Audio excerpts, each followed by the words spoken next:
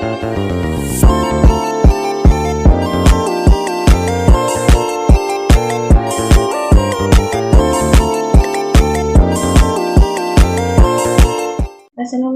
warahmatullahi wabarakatuh. Selamat pagi semuanya.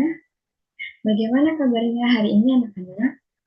Alhamdulillah kalau kalian semua sehat selalu. Semoga kalian semua selalu sehat ya anak-anak. Oke. Nah, sebelum memulai pembelajaran, Ibu minta ketua kelas untuk memimpin doa terlebih dahulu. Kepada ketua kelas, dipersilahkan.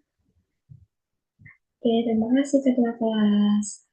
Oke, nah seperti biasa, untuk mengawali pertemuan pada pagi hari ini, Ibu akan melakukan presensi kehadiran terlebih dahulu. Oke, kita mulai ya anak-anak. Apabila Ibu uh, apabila Ibu memanggil nama kalian, kalian bisa menjawab hadir ya anak-anak. Oke, Axel Rose, hadir ya. Amelia, oke. Paulina, oke. Sylvian, oke. Salsabila, hadir ya. Nur Anissa, hadir. Pauzenita, oke. Fatimatus, oke. Dan yang terakhir, Tila. Oke, hadir semua ya anak-anak. Nah, baik seperti yang telah Ibu katakan pada pertemuan sebelumnya, pada pertemuan kali ini kita akan membahas mengenai proses bisnis di bidang komunikasi visual. Nah, sebelumnya Ibu akan membuka share screen terlebih dahulu.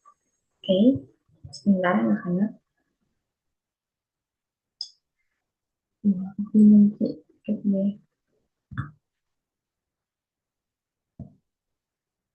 share screen dilakukan. Oke.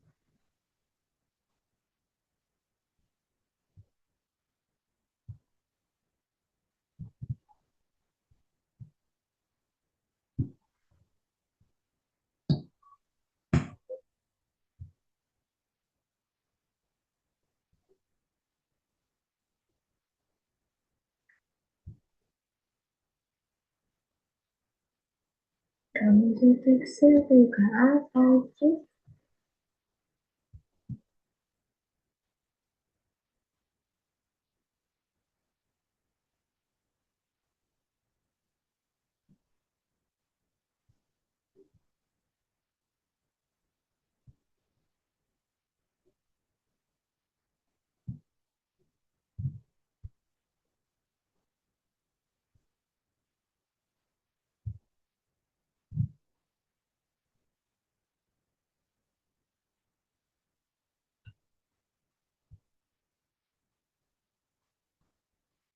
Oke, di sana.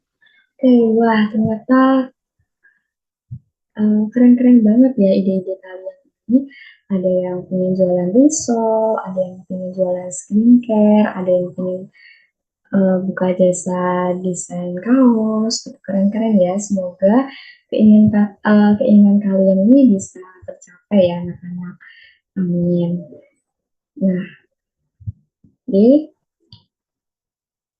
kira-kira, kira-kira nih jika kalian pernah berpikir punya ide bisnis atau gagasan bisnis, itu kira-kira langkah-langkah apa saja sih yang diperlukan dalam proses bisnis itu? Jadi kita akan pelajari pada materi berikut ini. Nah, yang pertama ini dalam menentukan atau ketika kita membahas mengenai langkah-langkah proses bisnis di bidang data ini, yang pertama kali kita lakukan ini adalah menentukan tujuan bisnis. Nah, menentukan tujuan bisnis di bidang desain komunikasi visual ini penting banget untuk mengarahkan langkah-langkah kalian ke depannya. Bayangin aja kalian ingin dikenal sebagai agensi yang kreatif, keren, yang jago bikin logo, atau branding, atau iklan-iklan yang out of the box. Jadi kalian ini harus bisa memutuskan mau mulai dari usaha kecil-kecilan atau langsung membuat perusahaan besar yang punya kantor dan karyawan yang banyak.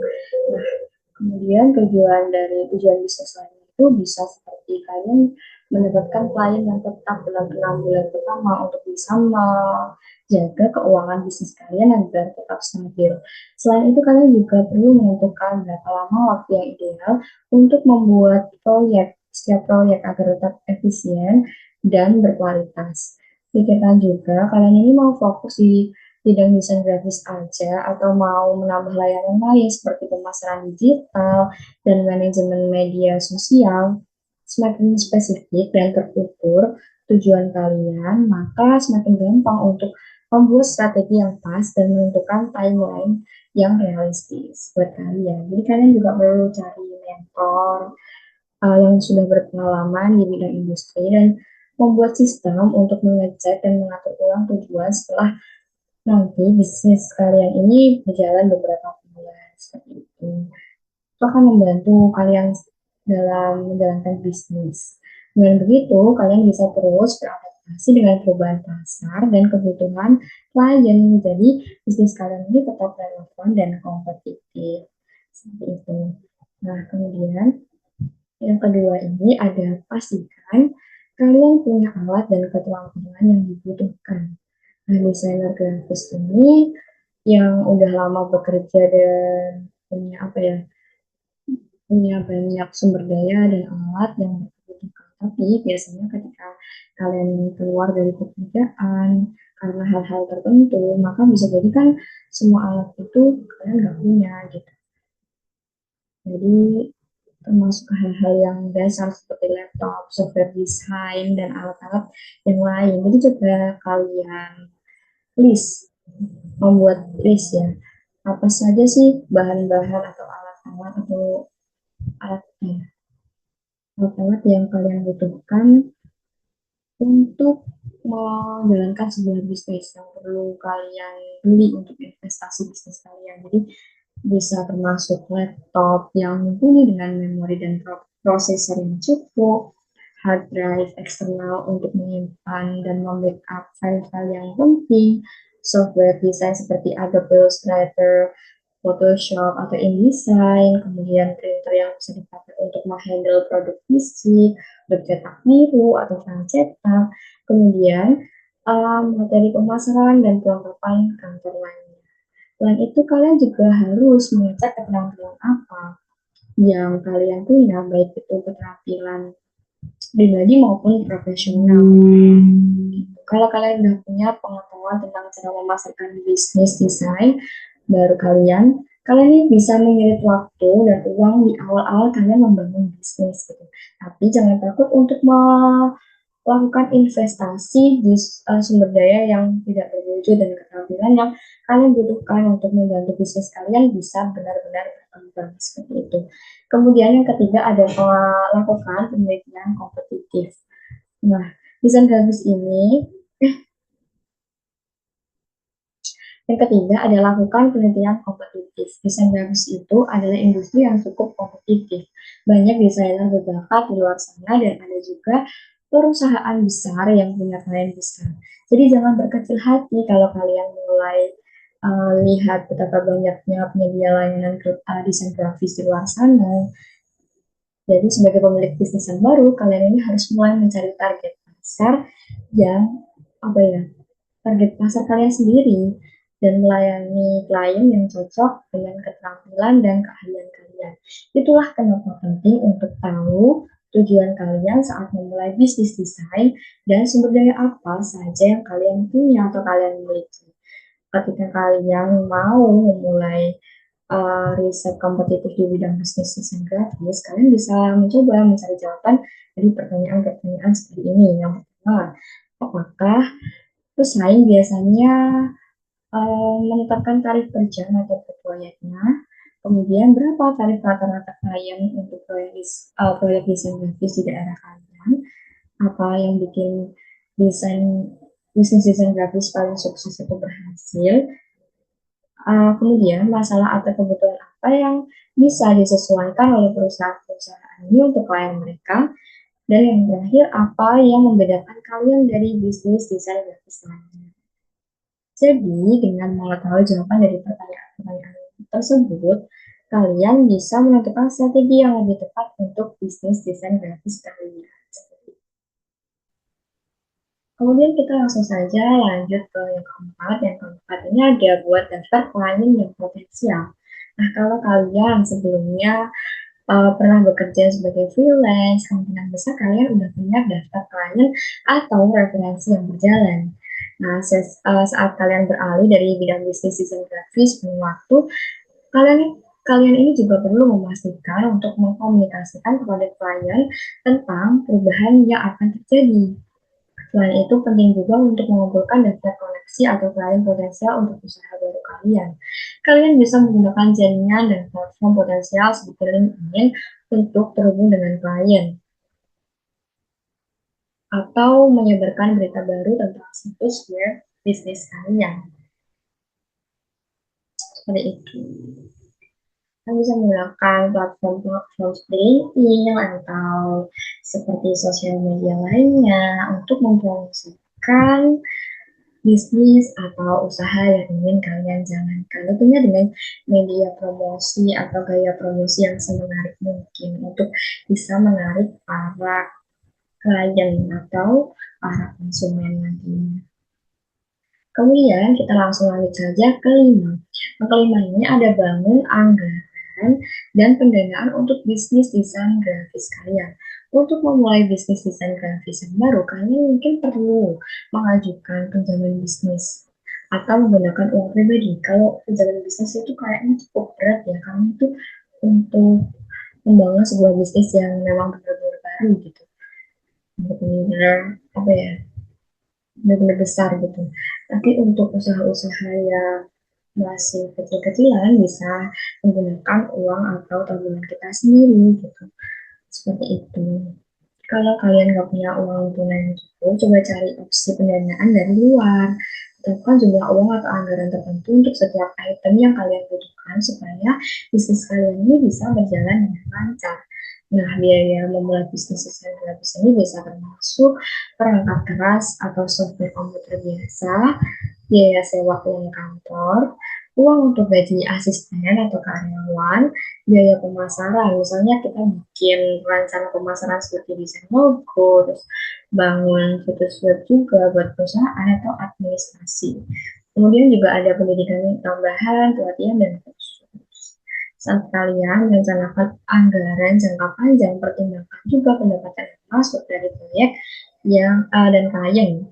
Seberapa banyak kalian bisa mengurangi pengeluaran sambil tetap memastikan masa depan keuangan yang stabil. Nah, jadi penting banget untuk bisa memanajemen pendanaan dengan baik. Jadi harus direncanakan dulu dengan matang ketika kita ingin membangun sebuah bisnis. Di awal kita harus bisa prepare segala yang akan dibutuhkan ke depannya dan apa saja prediksi yang bisa muncul di masa yang akan datang. Kita harus benar-benar siap untuk menjalankan sebuah bisnis.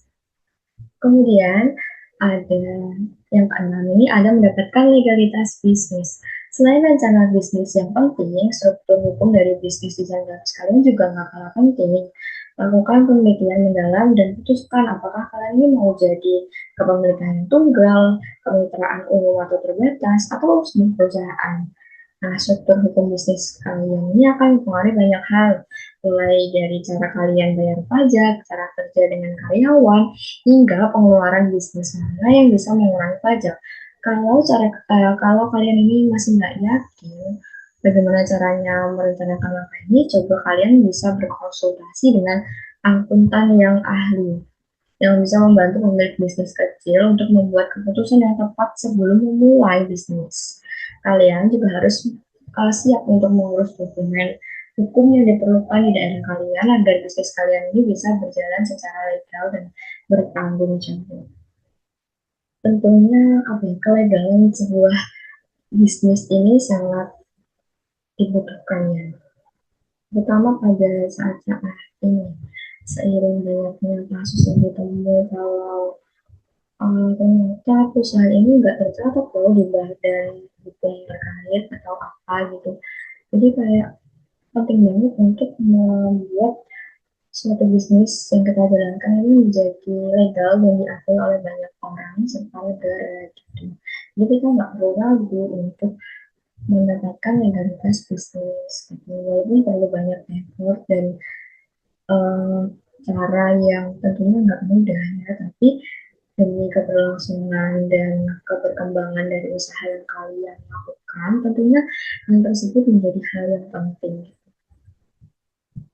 Kemudian langsung aja kita lanjut ke yang ketujuh. Yang ketujuh ini ada tetapkan struktur harga yang layak. Nah, salah satu pertanyaan pertama yang mungkin ditanyakan pelanggan baru ini adalah berapa banyak sih biaya yang kalian kenakan untuk suatu layanan tertentu.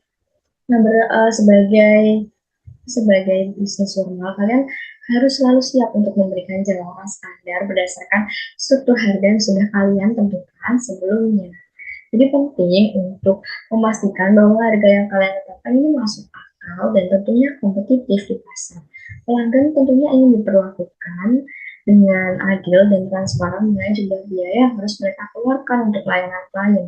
Jadi pastikan kalian mendapatkan harga yang jelas dan mudah dipahami, sehingga pelanggan ini merasa nyaman dan percaya kepada layanan yang kalian tawarkan. Dengan begitu kalian ini bisa membangun reputasi yang baik dan menjaga kepercayaan. Tentunya untuk membuat atau menetapkan harga itu juga harus diperhatikan ya anak-anak. Jadi kalian harus membuat rancangan biayanya yang tadi, terus harus menentukan keuntungannya berapa seperti itu. Harus dipertimbangkan dengan semaksimal mungkin agar tidak terjadi masalah atau kendala atau rugi nanti di kedepannya saat bisnis kalian sedang berjalan seperti itu.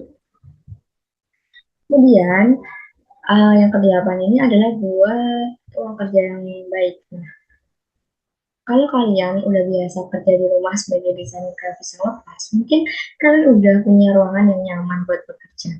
Tapi kalau kalian mau serius membuat bisnis, kalian perlu memikirkan apakah kalian ini butuh ruangan tambahan untuk memastikan produktivitas dan alur kerja yang oke. Misalnya, apakah kalian butuh ruangan tambahan buat karyawan baru, berapa banyak, apakah kalian akan menyimpan peralatan dan perlengkapan lain untuk menyelesaikan proyek, apakah kalian akan menyimpan peralatan atau perlengkapan lain, apakah ruangan kerja bebas dari gangguan dan kebisingan, apakah kalian butuh ruangan khusus untuk bertemu klien secara pribadi.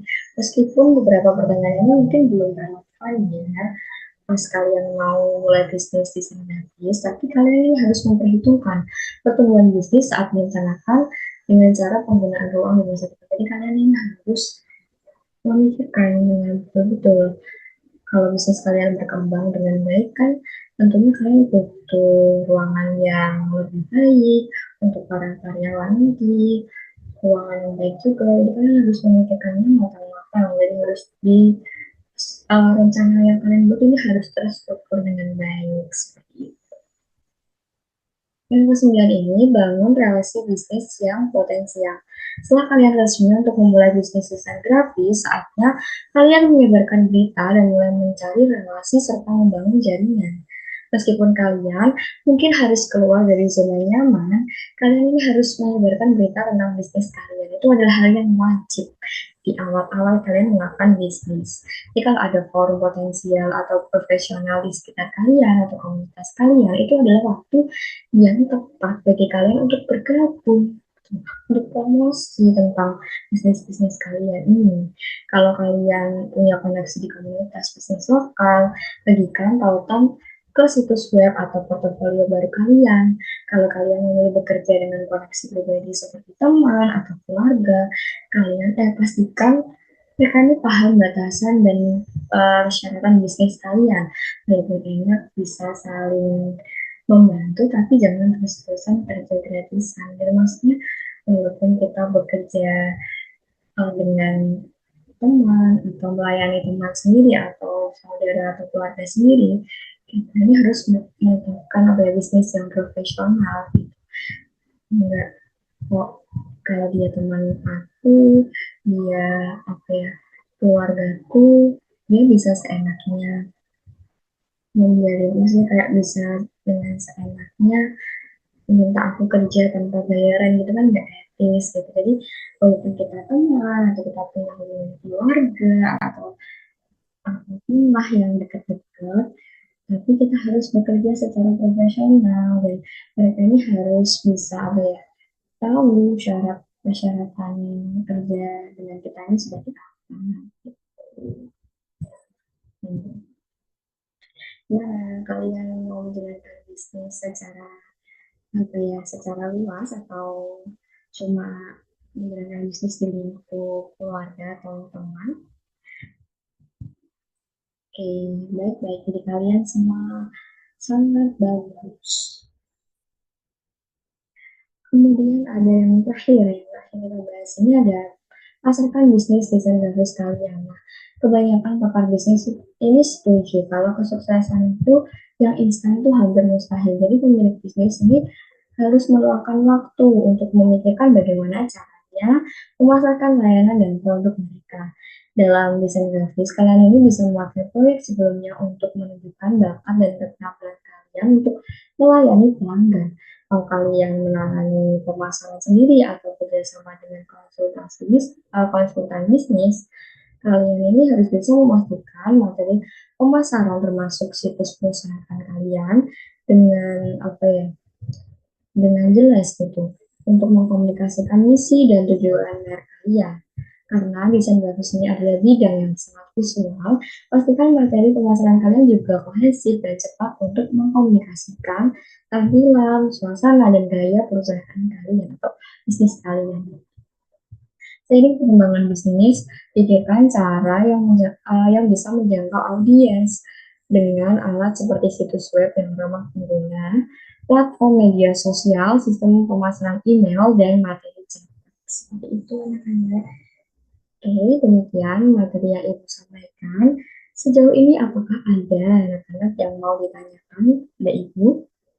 Boleh kok langsung raise hand atau tulis di kolom komentar. Ada? Atau langsung aja on mic. Oke, Salsabila. Oke, langsung Ibu jawab ya. Jadi pertanyaan kamu ini sangat bagus. Nah, pertanyaannya tadi, bagaimana cara yang efektif untuk mengembangkan keterampilan yang diperlukan dalam bisnis desain grafis? Jadi jawabannya ini untuk cara efektif untuk mengembangkan keterampilan termasuk mengikuti kursus online seperti workshop atau seminar atau yang lain-lain, membaca buku, terus artikel terkait, dan bergabung dengan komunitas yang profesional untuk berbagi pengetahuan dan pengalaman. Praktik terus-menerus dan proyek nyata juga bisa membantu meningkatkan keterampilan secara signifikan. Kalian bisa mengikuti kursus-kursus atau apapun yang mendukung desain grafis. Apakah bisa menjawab pertanyaan kamu, Selsa dia? Oke, ya sama-sama. Oke, ada yang mau ditanyakan lagi? Oke, baik, Akselarus. Oke, bagus. Pertanyaan kamu juga sangat bagus. Jadi Ibu langsung jawab ya. Proyek yang, jadi pertanyaannya bagaimana cara menggunakan proyek sebelumnya untuk memasarkan layanan desain grafis. Jadi proyek sebelumnya yang bisa digunakan sebagai portofolio yang menunjukkan keterampilan kalian dan kualitas pekerjaan kalian. Dan dengan mengampilkan proyek-proyek kalian di situs web, media sosial, atau materi pemasaran lainnya, calon klien itu bisa melihat bukti nyata dari hasil kerja yang kalian lakukan dan lebih percaya untuk menggunakan layanan kalian. Jadi kalau kalian ini yang membuat apa ya, menarik audiens atau menarik konsumen, kalian ini bisa menyatakan portfolio atau um, untuk menunjukkan keterampilan kalian ini sejauh ini loh, dan banyak yang udah percaya sama kalian gitu. Jadi para pelanggan ini juga akan percaya gitu dan lebih menarik banyak minat pelanggan lainnya. Seperti itu ya. Oke, apakah ada yang mau ditanyakan lagi? Tidak ada? Tidak ada. Baik, kalau tidak ada yang mau ditanyakan, Ibu akan seperti biasa melakukan kuis untuk menguji pemahaman kalian. Tapi kuisnya ini Ibu lakukan di apa ya? Di kuis seperti biasa. Ibu akan memberikan link kuisis pada kalian. Bisa kalian lihat di kolom chat, udah Ibu share. Oke, silahkan dikerjakan anak-anak. Selamat mengerjakan kuisnya. Coba Ibu rasa cukup ya untuk waktu pengerjaan kuisnya, gimana tadi soalnya susah-susah atau gampang? Gampang ya, selamat untuk yang sudah mendapatkan nilai tertentu. Oke, jadi selamat. Siapa yang dapat nilai tertinggi? Oke, selamat ya. Selanjutnya, setelah kalian mengerjakan kuis, Ibu akan memberikan tugasan proyek kepada kalian. Nah, jadi penugasan proyek kalian ini nggak seperti yang sebelum-sebelumnya. Sebelum-sebelumnya kan kalian Ibu perintahkan untuk berkelompok. Jadi kalau yang ini, kalian ini bisa melakukan penugasan secara mandiri. Nah, jadi tugas yang kalian harus kerjakan ini yang pertama, kalian harus merencanakan bisnis desain grafis apa yang kalian ingin jalankan. Kemudian kalian bisa membuat brosur mengenai bisnis desain grafis kalian yang dapat menarik para target konsumen atau pelanggan. Nah, buatlah brosur dengan software Canva atau semacamnya semampu kalian, Ibu tidak membatasi. Nah, kemudian kalian bisa mengupload karya kalian di Instagram dengan caption yang semenarik mungkin dan menandai atau mengetag Instagram Ibu di dalamnya ada @nadia_destiana dalam postingan kalian. Seperti itu, anak-anak. Baik, ada yang mau ditanyakan? Oke, untuk deadline pengumpulannya adalah minggu depan seperti biasa. Itu selalu memberikan tugas deadline itu minggu depan. Oke, ada yang mau ditanyakan lagi? Oke, tidak ada. Oke, Bu, stop share ya. Baik, kalau sudah tidak ada yang mau ditanyakan lagi, atau sudah tidak ada yang dibingungkan, Ibu akan mengakhiri saja pembelajaran kita pada pertemuan kali ini.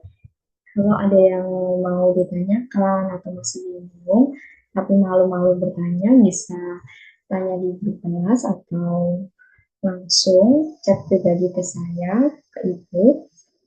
Nanti Ibu bisa jelaskan. Oke, Oke, terima kasih anak-anak atas perhatiannya. Sebelum mengakhiri pembelajaran ini, Ibu minta ketua kelas untuk memimpin doa terlebih dahulu. Pada ketua kelas, silakan. Oke, terima kasih ketua kelas. Baik, itu saja yang mungkin Ibu dapat sampaikan pada pertemuan kali ini. Ibu mohon maaf apabila ada kesalahan dan terima kasih atas perhatiannya. Sampai jumpa pada pertemuan berikutnya. Wassalamualaikum warahmatullahi wabarakatuh. Oke, terima kasih anak-anak. Oke, sama-sama.